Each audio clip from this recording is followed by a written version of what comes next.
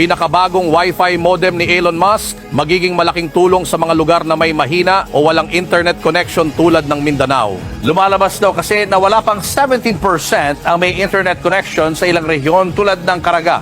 Nasa frontline ng balitang yan si Maricel Halili. Hanggang ngayon, marami pa ring lugar sa bansa ang wala at nahihirapan sa internet access tulad sa Mindanao lalo na sa Region 13. Kaya naman isinulong sa merkado ang paggamit ng pinakabagong Wi-Fi modem ni Elon Musk, ang Starlink Wi-Fi. Able to bring down the cost of internet and to also increase the speed of internet. Dahil sa murang halaga at mabilis na internet speed na umaabot sa 300 Mbps, magiging malaking tulong ito partikular sa mga estudyanteng nahihirapan sa mabagal na internet connection. At dahil sa compact design ng modem na ito, madali itong madadala sa kahit saan. At sa tulad ni Joben na isang Grab rider, mahalaga ang may maayos at stable na koneksyon sa internet. Meron kasing lugar na dead spot na minsan nawawala yung signal kaya kailangan talaga namin ng ganyan na madadala kahit saan.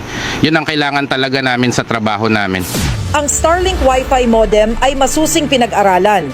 Dahil sa mismong satellite na ito kumukuha ng signal, ay sinasabing maaabot nito ang mabilis na internet speed sa kahit saang lugar, kahit pa ito'y probinsyang tulad ng Mindanao. Mabilis namang nagkakaubusan ng stocks dahil sa dami ng gustong magkaroon ng Starlink Wi-Fi modem na ito. Kaya payo ng mga eksperto, mas magandang ngayon pa lang ay bumili na habang mababa pa ang presyo dahil inaasahan na sa mga susunod na linggo ay tataas na ang presyo nito.